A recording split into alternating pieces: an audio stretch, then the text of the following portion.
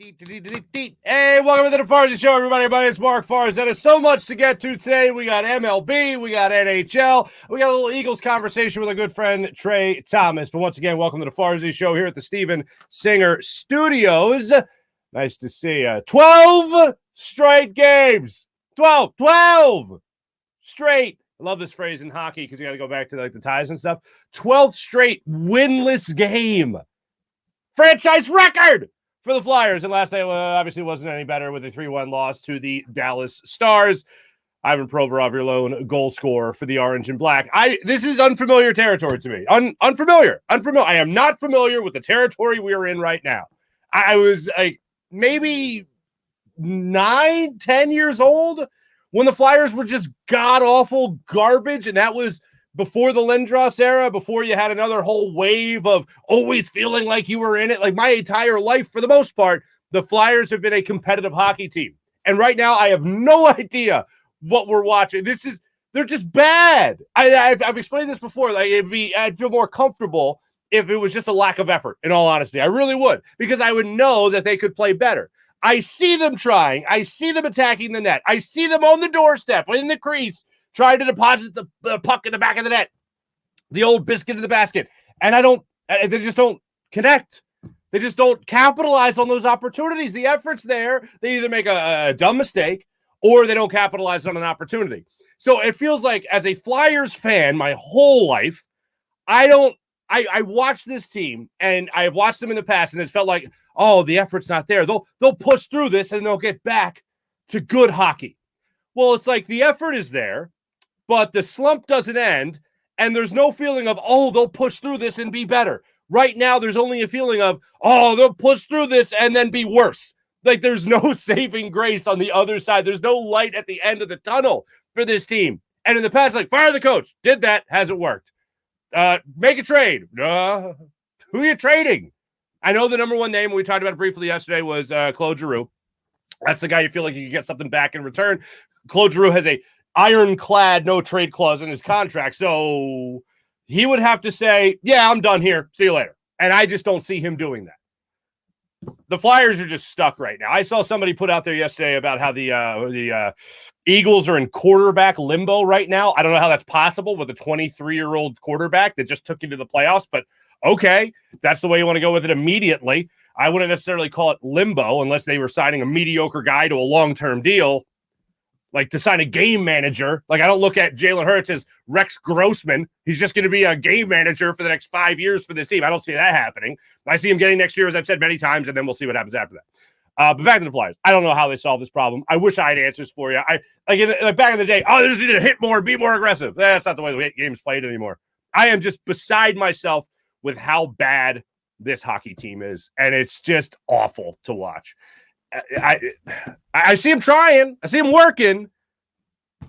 I just don't see the fruits of that labor because they're just fair enough, quite frankly, not good enough to bear fruit right now. I usually end something like that with, well, hopefully they turn it around. Well, yeah, let's go with that.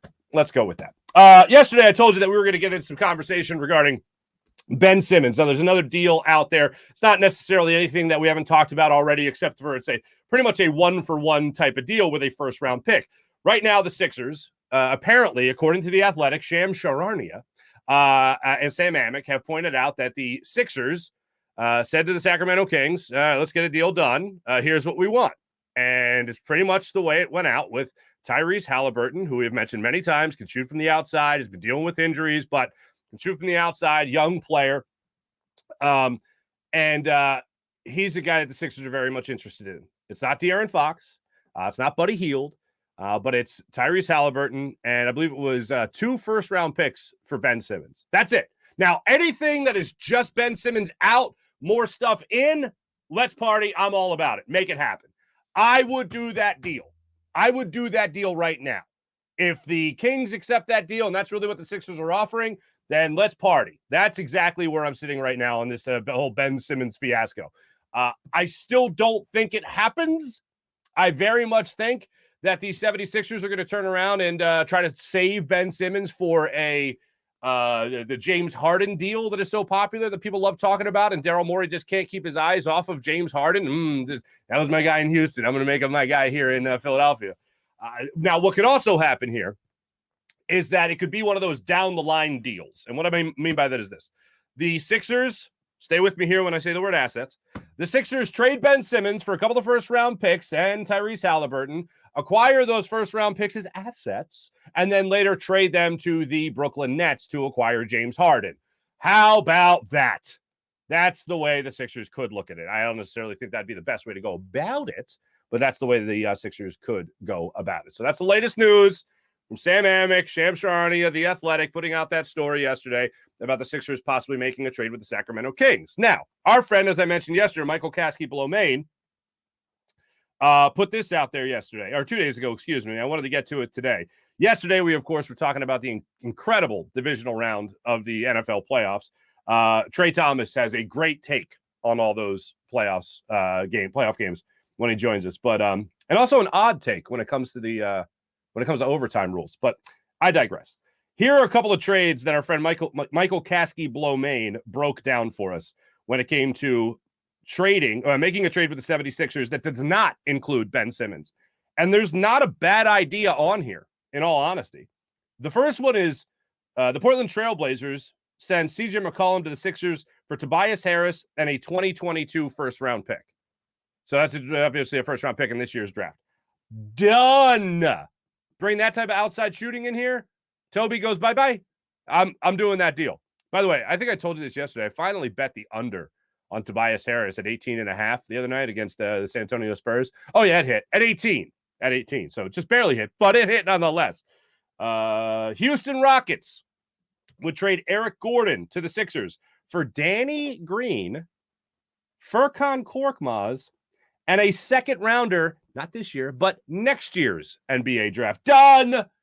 Get somebody to attack the rim like that. Done. Doing that deal. And the last one he has here is with the Toronto Raptors.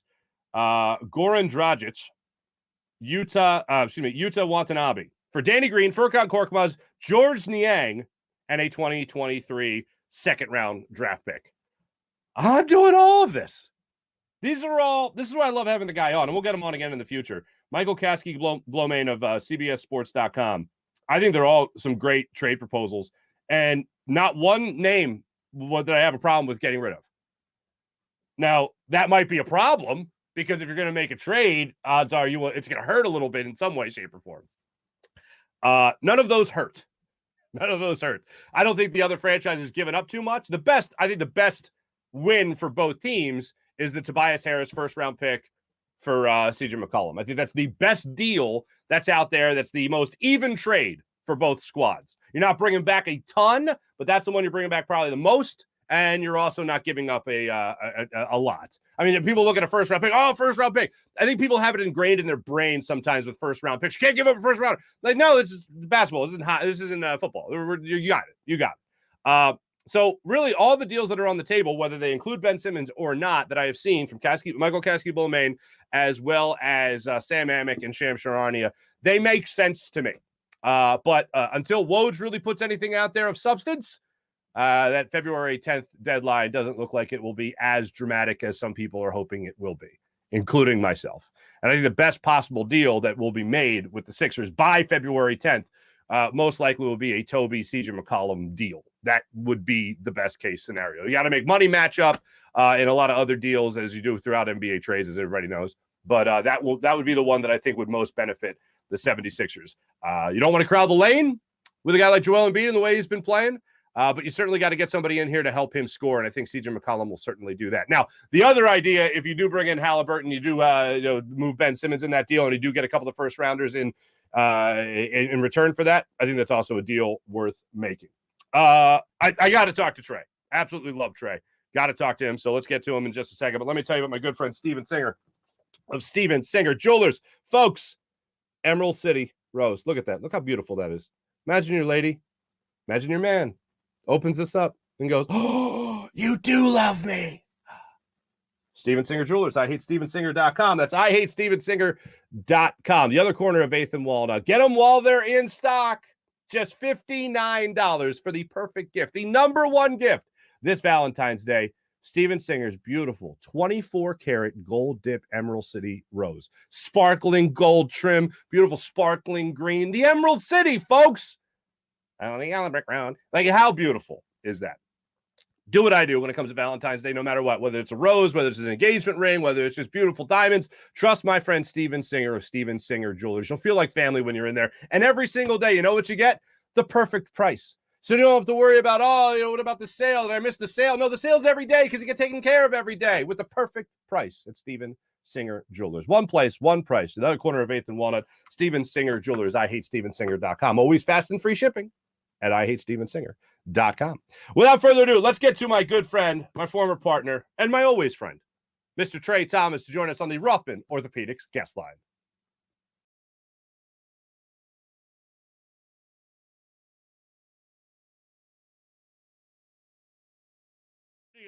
On the Rothman Orthopaedics guest line, one of my favorite people in the history of the planet ever. That includes everyone that ever existed. Ladies and gentlemen, Trey Thomas. What's going on, Trey? Hey, man, just feeling like a fashion renegade today. You know what I'm saying? I'm wearing pink in the wintertime. You know, like I asked the missus, I said, hey, babe, you know what? Is this okay to wear? She said, I don't know, babe. You know, it's pink. And I'm like, well, what's wrong with it? Yeah, she right. says it's unseasonal. I'm like, well, you know what? I'm just going to be a renegade today. You know what I'm saying? So, you know, I'm just throwing caution into the wind and just going to be just a fashion badass and wear my pink hoodie. It says that it's chilly outside, but it's still, you know, not too bad, you know, because it's light. You know, it's cool. Just a renegade right now. Right out of the, I don't say it enough. I just miss you. That's all. And I like that you went, no, it's pink. And you didn't go like, oh, it's salmon. No salmon. This is pink. It is pink. It is pink. Yeah. It jumps out as pink. I will just say, and like, hold on. I thought in Florida you just wear whatever the hell you damn want anyway. That's what I thought, but the missus was like, yeah, you know what? No, that's unseasonal. Well, you know what? I mean, I want to feel like spring. Does Florida? I don't know. You're a Florida guy. Like, does Florida have like do you guys have seasons? Well, right now it's a little chilly in the mornings, man. Oh yeah, what is it? My morning walk, like what, 46? You know. Okay. Like I got to put on a hoodie. You know, it's a little chilly. Okay. Like right now, I'm outside. It might be about 50, 60 some degrees. You know, it's nice, not too bad. You know, when I go for my walks along the water, you know, the little boardwalk there. You know, we're out there just perusing. You know. Yes, of course. Yes. A little chilly, you know, but not too bad. Not too bad. Enough to put some cocoa butter on your ankles. You know what I'm saying? You got to make sure you're moisturized because it is chilly enough to where your ass be out here ashy and people be talking bad about you know you can't have that. You know, it's you got to make sure you're moisturized. Yeah, of course. You know, I mean, what am I, a barbarian? Come on. You know, exactly. Cocoa butter, stay on point here, man. You got to stay moisturized. 2 minutes into the interview, I'm already tearing up. Do you walk around with a little thing of rosé while you got the pink on, running around and all that stuff? Yeah, you know, I have paint on my hands right now from just painting earlier. You know, I've just been painting, you know, hanging out, pop a couple bottles of wine, just relaxing, you know, just chilling, man. Go walk along the water, you know, watch a little film every now and then, go mess around, you know. Chilling, man. You live a life like no other. You live a life like no other. Hey, you know that guy that you played for all them years, that Andy Reid fella? Yeah. He's in another conference championship game. How'd that happen? Hey, man, Big Red is out there just rolling right now, man. The team is just playing, you know, they get down to the Bills. I mean, and that was a really, you know, this is what I'm dealing with here now, you know, because I don't have cable here. You know, I just deal with, I cut the cord, you know what I'm saying? So I'm one of those guys now. I cut the cord. And I got these damn smart TVs, and I'm depending on Wi-Fi in an apartment complex. Goodness gracious! Yeah, so you know, I get to the end of the game, and I'm sitting up here trying to watch the game, and then all of a sudden I got this error alert, and now the wife is calling the cable company, and we're like, what's going on with the Wi-Fi? So next thing I know, I'm like, well, hey, they're winning, and then oh no, it's tied up, and then oh no, what's going on? Now we're going into overtime, and then now I watch. Then we go out, and then now I just see the touchdown. I'm like, man, what is going on here? So I had to go back and watch the highlights and everything. But, you know, like, I think that his team is just, you know, Big Red does a really good job when you have so many athletes and so many personalities.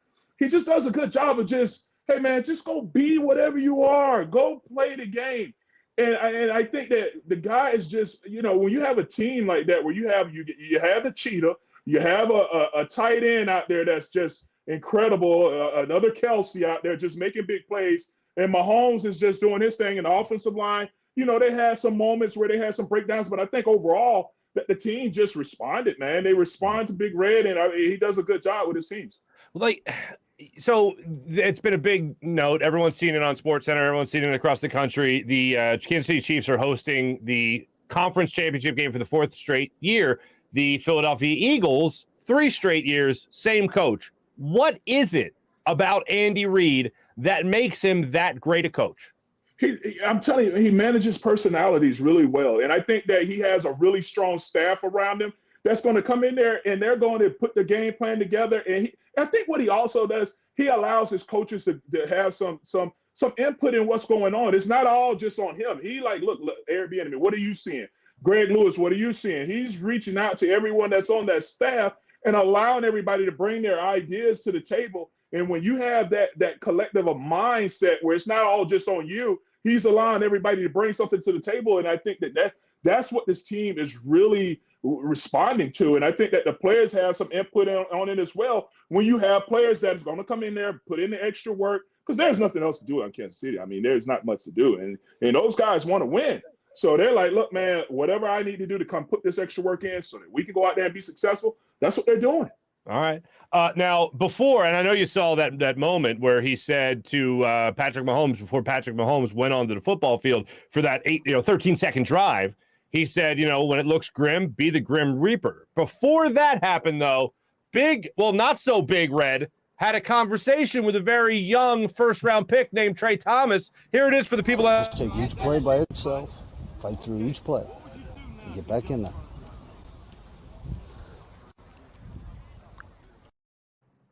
Yeah. I love the dramatic zoom at the end of that. What was that about? Why did that happen, and when did it happen? Man, I think that if that's the clip that I'm thinking about, I think that was from Big Red's first training camp.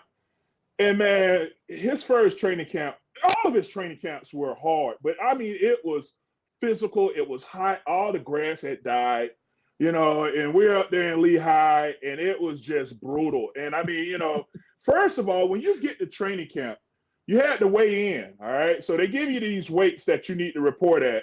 So all of us that are heavy, we're all sitting around like, I can't eat until after I weigh in. I got, you might be on lettuce and water until you weigh in, and then you go hit the Wendy's down the street. So you come in there, you're all weak and everything, and then you weigh in, and then you have to run 16 half gassers. That's what starts you off at Lehigh. And then now the next 6 days are going to be tour days. I mean, full pads, full tilt. And I mean, it's tackle to the ground.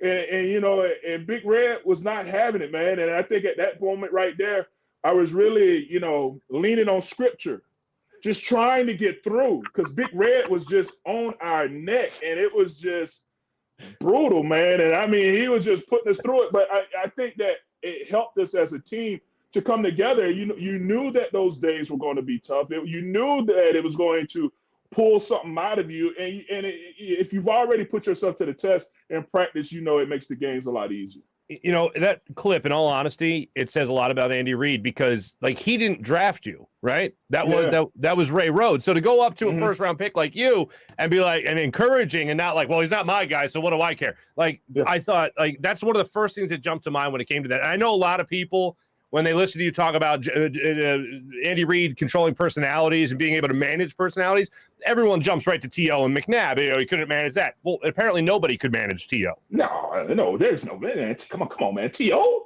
Man, he told T.O. one time, listen, man, I need you guys to dress up for a game, so because we were traveling, put on a suit. T.O. came in there one day with a tuxedo T-shirt on, and I'm like, it says that, I like to party, but it's formal. Yeah. It's formal. I want to be formal. Yeah, I want to be formal, but I like to party. Yeah, I mean, he came in there with a tuxedo T-shirt. I mean, what are you going to do? What's next? That was a road game? Yeah, it was a road game. Did you guys win? I don't remember. All I remember is that he came in there with a tuxedo T-shirt on. I thought it was awesome. Wow. Look at this dude. Just really whatever. I don't care. I'm coming in here with a tuxedo T-shirt on. That is amazing. That is up there with Coy Detmer and the one outfit from Target. You know what I'm saying? One outfit. Yeah, that's it. No bag, no change of clothes, just a toothbrush and that one outfit. No spare underwear. It's just, do you flip them inside out? Do you Febreze them? Like, how do you do? Like, even when we went to San Fran and we were there for a couple days, that one outfit, that was it. A simpleton, my friend. Yeah. I mean, that's a lot of stress on your underwear, man. I'm just trying to say, but anyway. Yeah, but we digress. So let's talk about this Philadelphia Eagles team. And I'm asking everybody this question. I want to get your take on this question as well there, Trey Thomas, Eagles Hall of Famer that you are. Yes. Jalen Hurts. You've heard of him. You've watched him. You've studied him. What is he to you? Is he a guy that's definitely earned next year, or is he a guy you're looking to replace almost immediately? Who is Jalen Hurts to you? What's his ceiling? I think that he's earned next year, and I think that he's going to continue to get better. The more he trusts the protection, you can see at times, especially in this Tampa Bay game, he got a little skittish at times, and that was one of his issues throughout the season when he didn't feel comfortable with the protection. He would start to bail or start to move around when he didn't have to move around, and it caused him to miss throws. When you go back and you watch this Tampa game, I think Todd Bowles did an excellent job at the way he attacked him. And I mean, he was sending blitzes from opposite sides, making the running backs change it up. I think that Kelsey made some, questionable decisions when it came to sliding the line, which put some pressure on Hurts. So, I think that they did a good job overall of attacking him. But I think that that's something that he's going to have to learn from. And you have to look at it. He's still only in his second year. So I think that he's definitely earned next year. And, you got to give him a little bit more time before you just write him off and just say, all right, you know what?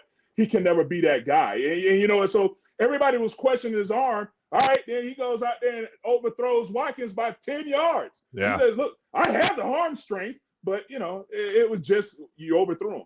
Yeah, I couldn't agree more with what you just said there. I think he has the arm strength. It's just a matter of accuracy. I'll take a quarterback that has an okay arm, but is wildly accurate. Like a guy like Nick Foles, for instance, didn't have a hose. You know what I'm saying? But he could put it. He could thread the needle. It wasn't a matter of it wasn't a matter of accuracy. It wasn't a matter of arm strength. Excuse me. It was a matter of accuracy. That's something that he built on. Now, when it comes to Jalen Hurts, can you think of guys that progressed and learned how to read a defense as their career went on? Yeah, I think every quarterback is going to have to do that. I think all quarterbacks have to go through that learning process, and there's no way that you could do it other than going through it. I mean, you have to be put in certain situations. You have to be able to see the defense. You have to go through some of those situations and understand the protection so that you can make those reads. So, and I think also you're going to have to, in practice, have to make him go through his reads. It can't always be, hey, you know what, my first read is there, you get rid of the ball. Sometimes in practice, you need to make sure you take away those first two reads to force him to get to the second and third guy. And I think that that's something that's just going to have to happen in practice. And you're going to have to understand as a coach, how to force him into some of those certain situations to make him better as a player. And that's just something that he just has to go through. Every player is going to have to do it. Every quarterback has to do it. I want to go back to something real quick here because you talked about the offensive line, talked about Jason Kelsey sliding protections. What can he do more of in order to help his young quarterback, if he is, in fact, back next year at all?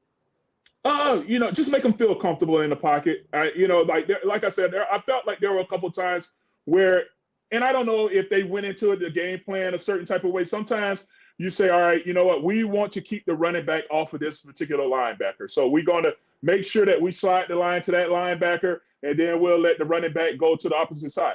I personally don't like protections where we send the running back across the quarterback's face, because that flash of color, even though quarterbacks feel like, all right, you know what, I don't see that. Yes, you do. You do. And anytime, and if that running back crosses your face and it's a true slide protection, that someone's coming from that side.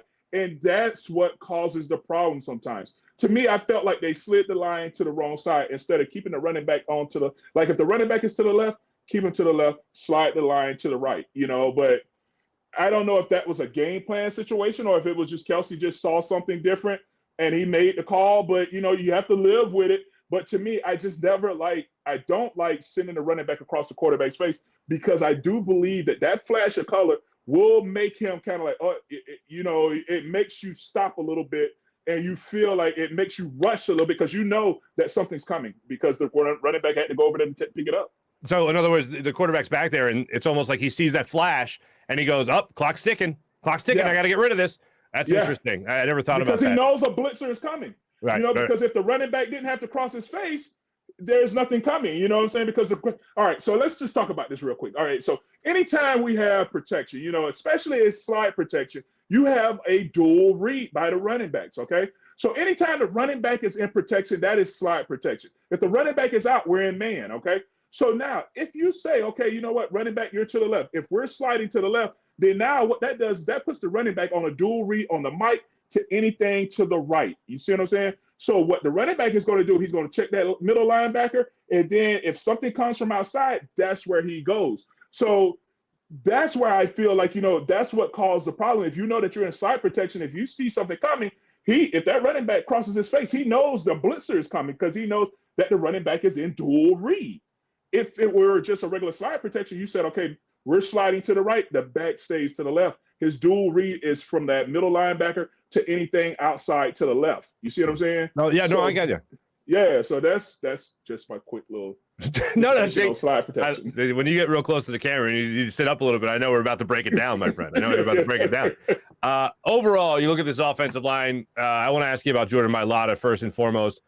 I know we briefly touched on it the last time we spoke, but I just can't get over the fact that this guy never played football before. And now he's like flirting with a Pro Bowl nod maybe next year. Like some people look at it and say, oh, wow, he should have been a Pro Bowler this year, but this was the year you get robbed. And then you start building the reputation. What did you make of Jordan Mailata's season? I think he had a heck of a season. He's definitely getting better as a player. And one of the things that I like about Jordan is that he's starting to play with that aggression. It takes a little while to get that. You have to feel comfortable with your technique before you can start playing nasty. And right now, you're starting to see him play nasty. He's taking guys out. He's pushing guys, giving that extra push, throwing guys to the ground, laying them out. And that's what you want to see as a left tackle. I think that he's starting to get that nastiness, which tells me that he's getting a little bit more comfortable with his technique. And he's only going to get better. I mean, the dude is 6'8", 350, whatever, and is 12% body fat. I mean, you know what I'm saying? He's just massive. Anytime anybody bull rushes him, that's a waste of time. So I think that as he continues to get better with using his hands and using his length, he's going to be unstoppable. All right. Now, a lot of questions surrounding Jason Kelce as to whether or not he'll retire. It seems like it's that time of the year when it's the end of the season. So what happens to Jason Kelce? Let's just live in a world. I don't think he'll retire. Do you think let me ask you that question. Do you think he'll retire? I don't think so. Especially if you just got 2 kegs of beer, man. Come on, man. If you just got 2 kegs of beer, that's a good investment. Can you retire off that? No, but I think that because I think this is one of his better seasons. And I think that one of the things that Kelce, it's a mental part right now for him. I think one of the things that he's going to have to make a decision on. It's not the physical part you can work through. I think it's the mental part that do you want to continue to get through the mindset that you have to get yourself to get ready to play week in and week out. And I think that, the way he played this year, I can't see him walking away from it this next year. I think it at least gives you another year to go out there and try to make a run for it. He's still got a lot left in the tank is what you're saying. Yeah, I think so. When you see him out there running downfield, leading the charge, that's impressive, especially for someone that's done it for so long and that is at the status that he's in right now. He could easily just say, you know what, I got this block, I'm good. You know what, I don't need to run upfield. No, he's leading the charge, trying to get downfield, trying to get that extra push. And when you have, and he's such a great leader on that team, I think that, he comes back for another year. All right. Let's live in a world where he doesn't. Is the future center of the Eagles on this team right now? Because I know a lot of people talked about Landon Dickerson possibly moving over to that, possibly Jason Kelce's replacement. Do you think Landon Dickerson could take over that role if Jason Kelce retires? Absolutely. I think that, he was a center in Alabama. I think that, you brought him in to be that backup center. And, it was due to injury that you had to put him in there at left guard. And he's held his own out there at left guard. I thought that he was a heck of a player. He had a hell of a season playing at left guard, but I think that, if Kelce does step away from the game, that he would just step right in and be your center. Mm-hmm. I got to ask you about 2 guys that I know that you know pretty well, Brandon Brooks and Lane Johnson. Lane came back from his mental health issues, worked himself through that. We couldn't be more proud and happy for him. Brandon Brooks all of a sudden just disappeared. We didn't see him anymore. What do you think about the future of that right side of the line of scrimmage? Yeah, I think Lane had again, he had a really good season. He did battle back. Man, I am looking golden with all this light. You look amazing. You look let me great. turn it down a little bit. I was looking golden, but I think Lane Johnson, he really had a really good season, man. He battled back from, like you said, with the mental issues, but I think that when he got back on the field, he was lights out. Really played with good technique, shot his hands, and he's an enforcer out there on that offensive line. Now with Brandon Brooks, with the injuries, I'm not sure. There were reports coming out that, hey, he's retiring. I don't know. I haven't talked to him yet about it. I'm definitely going to reach out to him at some point. But of course, I would love to see him back out there on the field, but I mean, it is what it is. I think that this group right here, they found a way to gel, and they had a pretty solid season. Definitely. When it comes to all the things that we talked about earlier with Andy Reid being able to lead a locker room, like Andy Reid was never a player, like never played in the NFL, right? Mm-hmm. Nick Sirianni had never played in the NFL. Doug Peterson obviously did and knew how to manage a locker room because he was a player. Mm-hmm. What does it say about guys like Andy Reid? What does it say about guys like Nick Sirianni for younger guys that took over teams that just knew how to identify with a young locker room right out of the gate? Yeah, I think it says a lot. You understand the personalities. And now you have a good coaching tree that you're coming from, that understands, like, look, they're grooming you to be able to step into that role. And I think that was one. Now, first of all, Coach Reid came in there with an iron fist right out the gate. Look, these are the rules.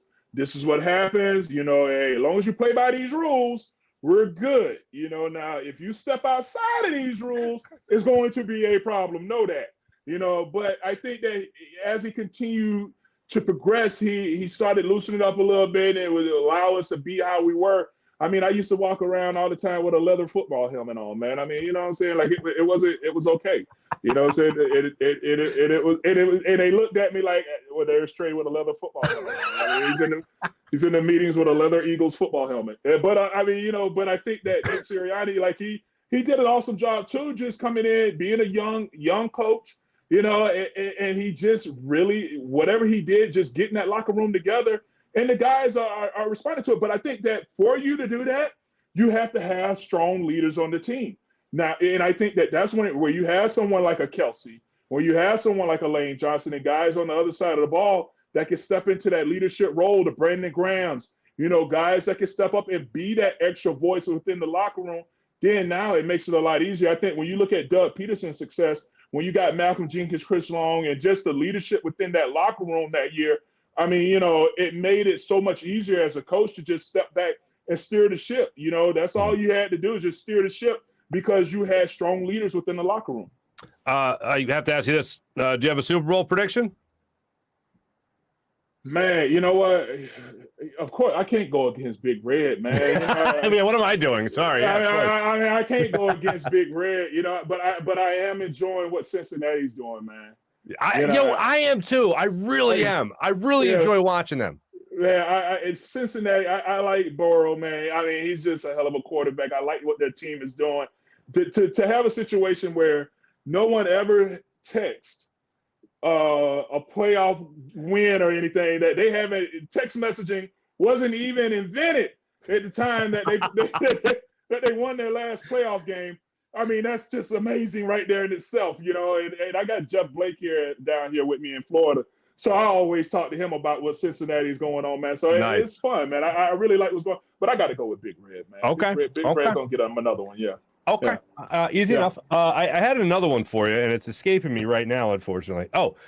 Two things real quick. When it came to this divisional round of the playoffs, is it up there with one of the best, or is it just hands down the best football you've ever watched? Playoff football. Hands down the best playoff football I've ever watched, man. This was absolutely amazing. All of these games, man, guys are taking it to the wire. I mean, you're winning. This was the year of the kicker. The David Akers around the world are just standing up. This is your year, kickers. I mean, it's been absolutely amazing, man. Teams have been laying it all on the line, and then everybody talks about, we need to change the overtime rules. Just win the coin toss. Yeah, all right. I mean, Okay. So that's where you stand on that. That was my next question. Yeah. So you're fine with the overtime rules as is? I'm good with it. Do what you got to do. You had 13 seconds to stop them. Yes, you the did. Cowboys fumbled that 13 seconds. Wow. How about those Cowboys? How about them Cowboys? I got a neighbor down here. He walks his dog all the time. So one day he was like, "Yeah, how about them Cowboys?" I was like, when I saw him the other day, hey, yeah. How about them Cowboys? And how are those Cowboys? How are those Cowboys? I mean, but yeah, man. Yeah, I'm all for the overtime rules. I'm good with it. I mean, it is what it is. All right, good enough. Good enough. Yeah. Trey, always great catching up with you. I know you're having your fun over there at IMG. My man, always great catching up. What's the artwork we're working on right now? What's out there? I'm working on like a little Valentine's painting, man. Some fluorescent paints where you hit it with a black light or the glow with a heart. It looks amazing. Yeah, that sounds. I'm working on. Yeah. It sounds lovely, and you're doing it in the golden hour. So there you go. Yes. While I'm looking golden. Ladies and gentlemen, he's an Eagles Hall of Famer. You know him, you love him. Trey Thomas, ladies and gentlemen. Trey, thank you so much, brother. Appreciate it. Anytime, my brother. The great Trey Thomas joining us on the Rothman Orthopaedics guest line. All right, the overtime rule. I hate the overtime rule. It's the one thing I'll disagree with Trey on with this. The overtime rules as is, there's no way the other team shouldn't get another possession. Like, that's it. Like, okay, if they score a touchdown, then obviously you got to score a touchdown. If they get a field goal, then as it extends now anyway, then you gotta beat that, and then it's over. Like, the one thing they do wrong is make the coin toss the biggest possible play in the game, and that is a travesty. Like, I saw a bunch of the jokes out there already. Like, what could have Josh Allen done different? Called heads. Like, that shouldn't be. Like, it's funny because it's true. I just hate it. I hate it so much. And yes, you will handle your business during the regulation. Same thing they say in hockey. Oh, you don't want to beat them in overtime. No, don't. If you don't want to see the shootout, beat them in overtime. Beat them in the 60 minutes. Yeah, I just think it's dumb to have a dumb rule in place. Like, it's amazing to me that as successful as the NFL is, a bunch of people got in the same room and were like, oh, well, that's a good idea. Will the other team get the ball back, though? No. Oh, I like that. Like, how do you decide on that? Stupid. Absolutely stupid. I don't like it even a little bit. But Trey is the ultimate competitor, and he was a professional athlete, not me. So, although I did play one game for the Harlem Globetrotters, I played like 30 seconds. But that's the way he looks at it. Take care of your business during regulation. Let me tell you about the amazing people of Rothman Orthopaedics. Remember the old you, the one that I have to put up with a finicky knee, a sore shoulder, a finicky hip. Remember that person? We'll get back to being you with the great people of Rothman Orthopaedics, because the Rothman approach to orthopedics gets you back to being you, back to walking, back to running, back to working out, back to having fun the way you used to have fun. The Rothman approach to orthopedics does all that for you. Get started right now at RothmanOrtho.com. That's RothmanOrtho.com. Rothman Orthopaedics, the official orthopedic partner of the Phillies, Sixers, and Eagles. That's RothmanOrtho.com. And same-day appointments are available right now at RothmanOrtho.com. How about the people of BetQL? Do what I do. Before you make a bet, do some research with BetQL. The great people at BetQL will take care of you and make sure you get the advantage over your sportsbook.